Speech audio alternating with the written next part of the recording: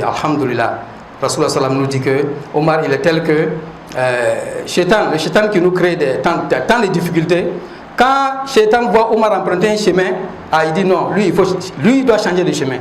Il dit, oh Seigneur, je suis dur, donc rends-moi léger, rends-moi mou, rends-moi doux. Donc quelqu'un qui est conscient doit parler. Quand il parle au prophète sallam, presque chaque fois on lui disait de répéter parce qu'on n'entendait pas. Par douce. Chers frères et sœurs, beaucoup de la vie de Omar, alhamdulillah, il a dit beaucoup de choses qui nous ont édifiés.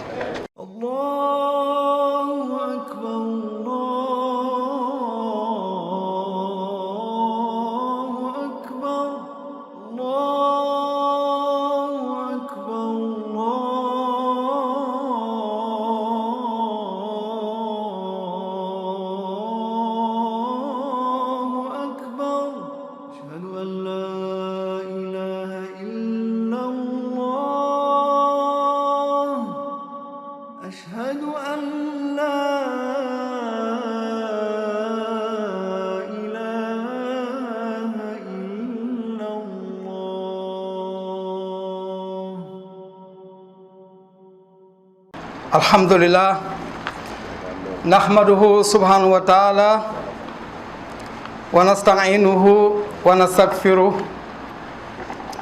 Na'udhu billahi min shururi anfusina wa min sayyiati a'malina. Man yahdihillah fala mudilla lahu wa man yudlil fala hadiya lahu. Wa ashhadu an la ilaha illallah wahdahu la syarika lah wa ashhadu anna Muhammadan abduhu wa rasuluh sallallahu alaihi wa ala alihi wa sahbihi wa man ihtada bi hadihi ila yaumiddin. Qala jalla wa ala ya ayyuhalladzina amanu ittaqullaha haqqa tuqatih wa la tamutunna illa wa antum muslimun. وقال جل وعلا يا أيها الذين آمنوا اتقوا الله وقولوا قولا سديدا يصلح لكم أعمالكم ويغفر لكم ذنوبكم ومن يطع الله ورسوله فقد فاز فوزا عظيما. صدق الله العظيم وبلغ رسول الكريم. Alhamdulillah, toute la louange est à Allah, exalté soit-il notre Seigneur, celui qui nous a conféré l'existence, celui qui nous a envoyé le plus grand homme, Mohammed alayhi salam, pour nous tirer des ténèbres vers la lumière. Nous le louons pour ses innombrables bienfaits, ses grâces infinies, que nous ne saurons dénombrer. Nous cherchons refuge auprès de lui contre nos mauvaises actions, le mal de nos âmes, nos turpitudes de tous les jours, et nous revenons repentant à lui. Ce Seigneur-là, chers frères et sœurs, quiconque il guide, nul ne peut l'égarer. Et quant à celui qu'il abandonne à son égarement, point de guider pour lui. Nous attestons qu'il n'est de Dieu que lui, Allah, unique sans associer aucun, dans son essence, dans ses noms et attributs, qui sont les plus beaux et les plus élevés. Nous attestons également que Mohammed alayhi salam est son serviteur et son messager, celui-là même qu'il a envoyé comme miséricorde pour toutes les créatures. Qu'Allah nous fasse bénéficier de cette miséricorde-là en permanence. Amin ya Rabbi. En particulier, la dernière communauté Ummat Muhammad sallallahu wa sallam alayhi. Chers frères et sœurs, ce Seigneur nous interpelle, notre Seigneur dans le Coran disant, ô vous qui avez cru, craignez effectivement de façon révérentielle votre Seigneur Allah et tâchez de ne mourir que dans la soumission. Allah nous accorde à tous une belle mort digne dans la soumission. Amin. chers frères et sœurs dans la foi, il nous dit, oh vous qui avez cru, quand vous parlez, parlez correctement, dignement, de façon pertinente. Ce faisant, il va vous pardonner vos péchés, il va nous améliorer nos actions, et celui qui obéit à Allah et son messager, celui-là aura reçu un énorme succès. Allah nous accorde ce succès-là. Amen. Chers frères et sœurs dans la foi, le thème du jour, à la suite de la Jumu'ah passée, nous abordons la vie de ces hommes-là, ces hommes et ces femmes autour de l'envoyé de Dieu, Mohammed sallam. Il a été question d'Abou Bakr Siddiq. Eh bien, c'est tout naturellement que nous enchaînons, nous embrayons avec le deuxième de ces califes, les Khulafa Rashidun, comme on les appelle, les califes bien guidés, orthodoxes. C'est ceux-là qui ont vraiment été guidés par Allah, car Allah nous permet de tirer de la science et de la lumière. C'est lui, Omar ibn al-Khattab, le deuxième. Eh bien, on va rapidement rappeler à l'état civil, simplement, Omar ibn al-Khattab, qu'il s'appelle, avec pas mal de surnoms, dont le plus célèbre est certainement Al-Farouk. Al-Farouk. Farouk, c'est-à-dire celui qui arrive à distinguer très nettement, très clairement entre le faux et le vrai. Qu'Allah nous accorde cette perspicacité-là. Ce calife, chers frères et sœurs, il est important de rappeler que avant sa conversion à l'islam, il était l'un des plus, on va dire, des plus en vue à la Mecque, des plus puissants. On va y revenir, Inch'Allah.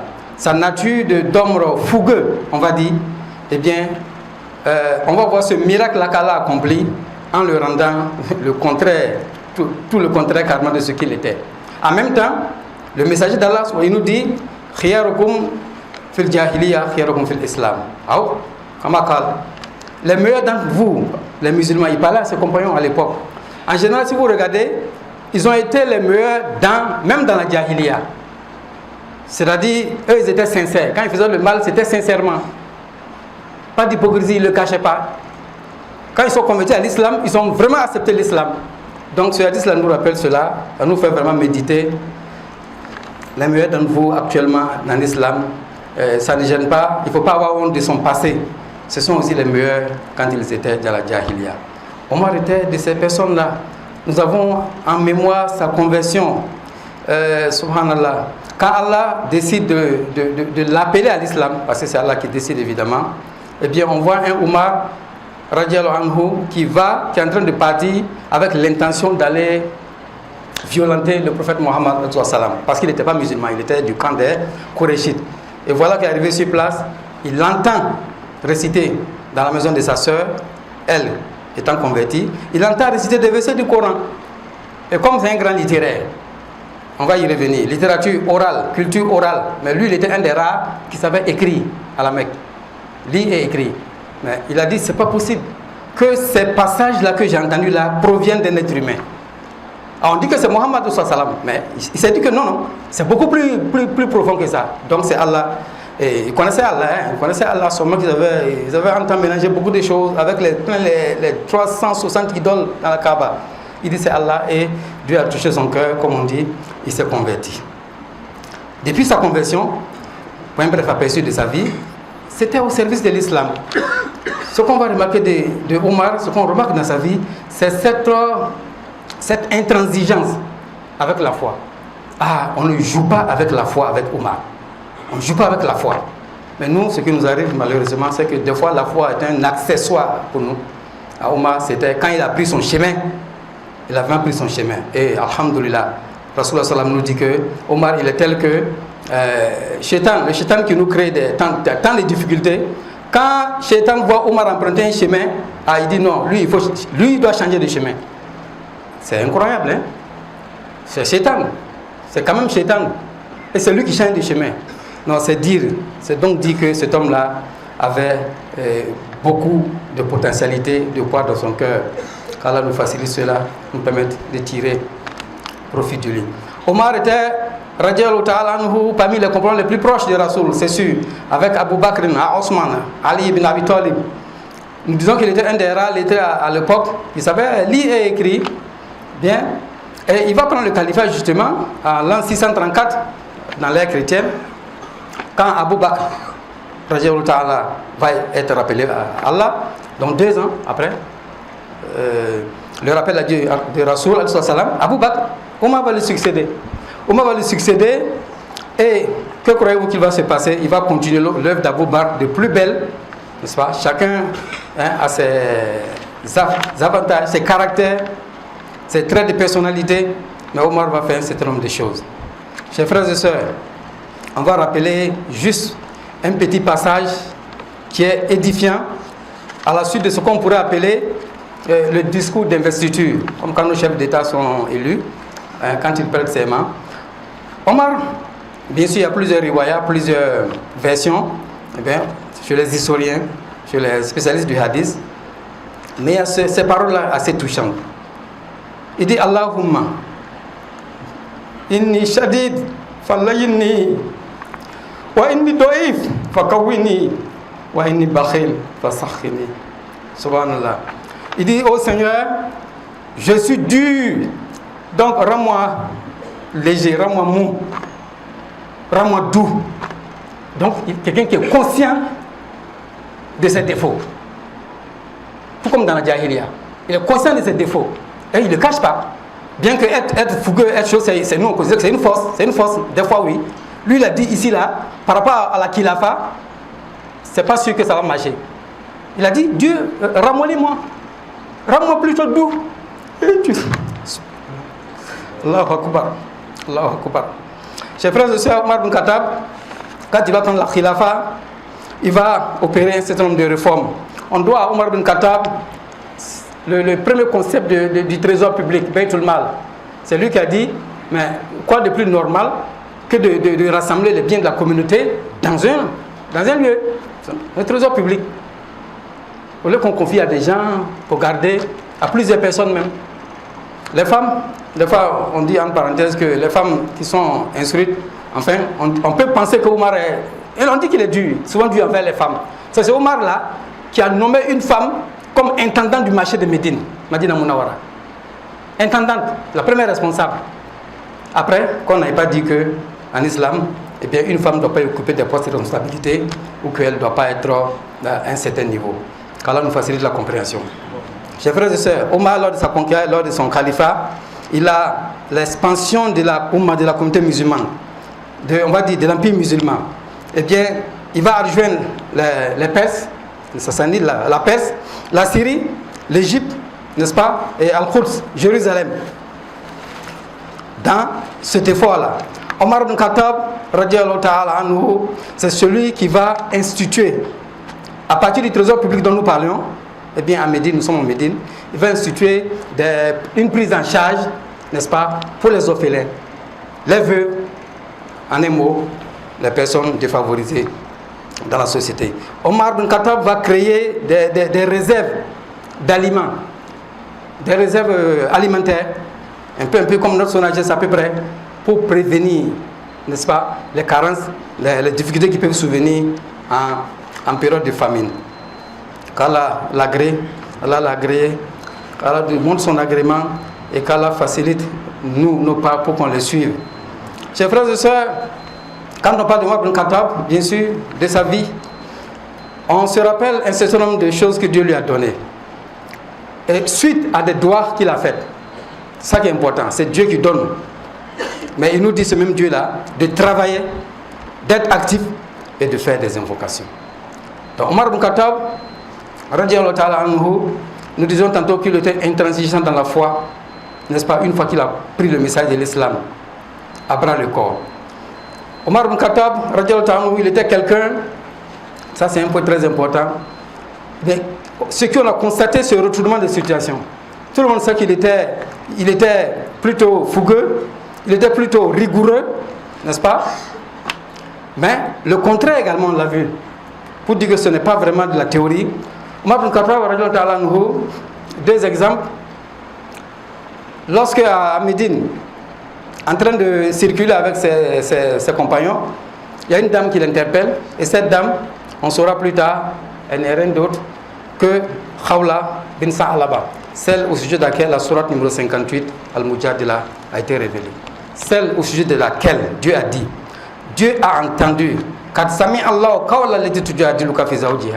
a effectivement entendu les paroles de celle qui parle de son mari, qui est venue se plaindre auprès de toi, Mohammed sallallahu alayhi wa sallam, se plaindre de son mari. Et donc, Omar passe, et puis ils sont affairés. Ils demandent c'est qui l'interpelle. On dit c'est celle, c'est une telle, c'est Khawla. Et les compagnons disent continuons le chemin parce que nous on a beaucoup à faire. Omar dit vous voulez que moi je continue mon chemin, je ne m'arrête pas pour écouter cette dame-là que Dieu a écouté. Mais ça c'est pas Omar. C'est pas possible. Ouais. Ramollissement du cœur. Allah nous ramollisse le cœur. Ce même Omar ibn Khattab, radiallahu ta'ala anhu, un récit intéressant et édifiant qu'on trouve à la faveur de la sourate numéro 49, Al-Hujurat. Ouais, au verset 2, quelque part, Dieu nous dit, oh, vous qui avez cru, n'élevez pas vos voix au-dessus de celles du messager. Alayhi salam. Mais ça, quand on lit un peu le tafsir, les savants nous disent, et les historiens, que c'est Abu Bakr et Omar, qui étaient tous deux en compagnie du prophète Mohammed sallallahu alayhi wa sallam, parlant au sujet d'une communauté qui était venue se convertir, et il fallait choisir un chef pour cette communauté. Voilà l'objet de la discussion. Et entrant, de façon naturelle, sincère, les enchères sont un peu montées, les voix sont un peu élevées. C'est à cette occasion, subhanallah, qu'Allah révèle ces passages du Coran. N'élevez pas vos voix au-dessus de celles du messager. Et de peur que toutes vos actions soient nullifiées. Le fait d'élever sa voix au-dessus de celles du messager, ça peut entraîner que toutes tes actions sont nulles. Subhanallah. Et les savants nous disent que mais depuis ce jour-là, Omar ibn Khattab, Abu Bakr, lui il a dit que Ya Rasulallah, je ne vais plus te parler, je vais toujours te parler à voix basse, à voix douce. Omar lui n'a pas forcément dit ça, mais on l'a constaté depuis ce jour-là, quand Omar doit parler, quand il parle au prophète sallallahu alayhi wa sallam, presque chaque fois on lui disait de répéter, parce qu'on n'entendait pas. Par douce. Chers frères et sœurs, qu'Allah nous purifie, qu'Allah nous illumine. Vous savez, certains grands de nos savants, parmi les awliya, il y a Imam al-Ghazali, Abu Hamid al-Ghazali, il y a Ibn Atawla al-Askandariya, n'est-ce pas? Eux, ils ont dit, ils sont allés au-delà, ce passage du Coran, ils sont allés au-delà de l'aspect physique, l'aspect exotérique. Ils disent que ce verset-là appelle tous les croyants, quels qu'ils soient, croyants et croyants, à savoir faire taire leur ego, le nafs là, l'ego là, quand la parole de Dieu, elle vient. Au lieu que ce soit la parole verbale, le logos, ça va au-delà. Dieu nous dit, parce que ce Rasul sallam, il symbolise, c'est le messager d'Allah. N'élevez pas vos voix, il ne faut pas les élever au-dessus de celles du messager, peut signifier de façon plus intérieure, apprenez à vous taire, apprenez à écouter plutôt qu'à parler, apprenez à laisser vos égos, vos envies tomber. Quand Dieu a décidé, Dieu nous a décidé. Qu'Allah nous facilite la compréhension et le pardon de nos péchés. Chers frères et sœurs en islam, parmi les caractères d'Omar ibn Khattab, on va bientôt noter cette justice, al-adl. Si on doit énumérer un certain nombre de traits de caractère, ça va venir en premier lieu. Sinon parmi les premiers. Omar avait ce sens inné de la justice. Au point que, voilà un chef d'État, c'est le calife, c'est le chef d'État, l'équivalent. Chez qui tu vas pour une audience, je veux voir le chef d'État. Eh bien, Omar te raconte à la porte, tu es venu me voir, mon frère, tu es venu me voir pourquoi? Ou surtout, tu es venu me voir en tant que Omar ibn Khattab, la personne elle-même, fait physique, ou bien c'est en tant que chef de l'État? Quelle question? Si c'est en tant que chef de l'État, alors en ce moment, je vais utiliser les effets, le mobilier, le matériel du chef de l'État que le gouvernement lui a donné. Donc la lampe à l'époque, c'est une lampe à pétrole, subhanallah, une simple lampe. Mais si c'est Omar, la personne d'Omar que tu veux voir, là ce n'est plus le chef de l'État. Ici là c'est la casquette de Omar. En ce moment il lui prend sa propre lampe qui est là, il va allumer sa lampe. Consommation de pétrole. Un tel monsieur, chef frères et sœurs, si on peut l'appeler comme ça. Vous pensez qu'ils peuvent détourner les deniers publics? Non. Qu'Allah nous purifie. Omar ibn Khattab, on l'a vu avec ce fameux récit qu'on va résumer de cette querelle entre le fils d'un de ses gouverneurs, Amr ibn As, qui est en Égypte, et un fils local qui sont les Coptes, les Égyptiens, Coptes égyptiens. À la suite d'une course banale, une course comme ça arrive, eh bien le Copte a battu l'enfant d'Amr ibn As et L'empereur Amr ibn al-As, parce que son père est gouverneur, mon père est le chef de l'État, il s'est mis à battre le copte. Ah, subhanallah. Omar apprend ça. Omar, il n'y a aucun souci. Faites qu'ils viennent au Hajj prochain, qu'ils viennent à Médine. Ils arrivent, les protagonistes arrivent. Omar dit, ça s'est passé comme ça, effectivement. Le juge, quoi, il va établir les faits. On dit oui. Alors, il dit au fils du copte, voilà, un fouet. Il faut, de la même façon qu'on t'a frappé, il faut battre le fils du gouverneur, le fils Amr ibn al-As. Et le copte l'a fait. Après, Omar dit au gouverneur, bon, toi aussi, tu vas avoir ta part. Le copte dit non, non, son père ne m'a rien fait. Eh bien, en toute justice, c'est le fils qui m'a battu. Voilà, pas de justice, c'est des gens qui ont été abreuvés à la source, à la lumière mohammedienne. Vous savez, chers frères, en réalité, le frère c'est la lumière. Mounir, Dieu lui a fait une lumière, et chaque rayon de lumière là va traverser, un ou plusieurs rayons traversent chacun des compagnons. C'est pourquoi si on les suit, les compagnons, c'est comme on suit Rasulullah sallallahu alayhi wa sallam. Et en conséquence, c'est comme on suit Dieu. Et chacun suit les pas de l'autre. Qu'Allah facilite. Radiallahu ta'ala avait volé, lui Rasoul lui aurait appliqué la sanction édictée par le Coran. Qu'Allah nous accorde la justice, le sens de la justice. Chers frères et sœurs, Omar ibn Khattab, eh bien, il avait cette humilité. En tant que chef d'État, on le voyait porter des tenues, en tout cas, qui ne reflètent pas forcément sa qualité de chef de l'État. À la suite du messager, tout ça, il a pris du Rasoul. Le prophète, on a vu des fois dormir sur des nattes. Est-ce que c'est des fois? La plupart du temps. Au point que les nattes laissent des traces sur son corps. Et les compagnons de se blindent. Mais avec le trésor où on a de l'argent comme ça maintenant, il y a de l'argent. On ne peut pas laisser notre chef dormir comme ça. Voilà. Rasoul dit qu'il n'y a aucun souci, c'est bon. Vous savez très bien, je n'ai pas grand chose à voir avec votre monde. Alors nous facilite la compréhension. Chers frères et sœurs, Omar, c'était le contraire de l'arrogance. Ce à quoi on pouvait s'attendre, quelqu'un qui est vigoureux, qui a la force physique, en général, c'est des gens qui sont plutôt arrogants. En général. Omar, radiallahu ta'ala anhu, il avait le sens de la responsabilité. Il se croyait responsable. On dit que Omar circule la nuit dans Médine. Il veut s'enquérir de nouvelles, n'est-ce pas, de la population. Parce qu'il se dit qu'il y a des gens, comme partout ailleurs, hein, qui sont censés lui rapporter ce qu'il y a, les conseils par exemple, et qui ne le feront pas. Mais comme c'était des musulmans, il avait confiance en eux, mais ça n'excluait pas que lui-même partait de visu constaté. Omar circulait à Madina. Omar, radiallahu ta'ala anhu, il était connu pour sa pratique de la shura, la consultation. Quelqu'un qui est la consultation, subhanallah, c'est une grande vertu en islam. En tant que chef de l'État, il se rabaisse quand il faut pour consulter, n'est-ce pas, c'est gouverner. Et ça, c'est plutôt, il y a quelque chose qui va donner de la valeur à ces traits de caractère-là chez Omar particulièrement.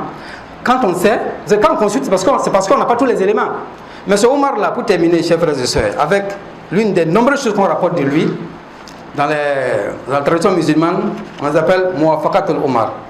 Ça veut dire, Omar, voilà quelqu'un qui est un croyant, plus tard calife, qui suit Mohammed, le Coran est révélé sur Mohammed, pas sur Omar. Mais plusieurs fois, certains parlent de dizaines de fois, de 70 fois, Omar ibn Khattab, il va penser, il va dire des choses que le Coran vient révéler. Lui, il l'aurait dit à 3 reprises. Mais c'est le constat que les gens font. Alors, parmi ces choses, il y a juste 2 ou 3 exemples. Omar ibn Khattab, voilà quelqu'un qui a dit lors du Hajj al-Wada, le pèlerinage d'adieu, pendant que Rasul sallam faisait ses rites, arrivé au niveau du Maqam Ibrahim, il a dit à Rasul, Ya Rasulallah, ma dorra Allahu solayna fi Maqam Ibrahim. Et il dit au prophète d'Allah, messager d'Allah, est-ce qu'il y a un mal? Qu'est-ce qu'il y a? Et si on priait à côté du Maqam, c'est le symbole, le Maqam Ibrahim, alayhi salam. Mais Rasul a dit non, je ne fais pas ça. Dieu ne m'a pas dit de le faire.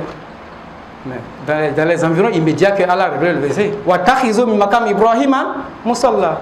Prenez de ce lieu-là, mais il faut en faire un lieu de prière. Il faut prier là-bas, à cet endroit exactement. Ouais. Omar ibn Khattab, c'est lui qui était à l'origine du voile, n'est-ce pas? Les femmes du messager, les gens venaient avoir des audiences, hein, dans la cour du messager, avec ces femmes, comme ça. même si elles étaient voilées. Omar dit, ce serait bien qu'il y ait un rideau, n'est-ce pas, entre vous et les femmes. Omar ibn Khattab, voilà quelqu'un qui, comme il savait écrire, est là en train d'écrire cet extrait du Coran. Nous avons créé l'être humain avec de l'argile. Ce verset est vraiment très atypique. Et Omar, écrivain, ce que Rasoul lui dit, avant que le verset se termine, Omar dit Fatabarakallahu ahsanul khaliqin. Ça, c'est lui qui dit de sa bouche. Rasoul lui dit, écris, ce que tu viens de dire là, c'est exactement les mots qui m'ont été révélés. Mais donc, un tel personnage, vous, si on était vous et moi, on était à sa place, on dit, ça veut dire que moi, je suis inspiré là. Ça ne l'a pas empêché de faire la choura fréquemment. Allah nous accorde le bon caractère, il pardonne nos péchés. أقول قولي هذا أستغفر الله لكم ولكم كل ذنب فاستغفروه هو الغفور الرحيم.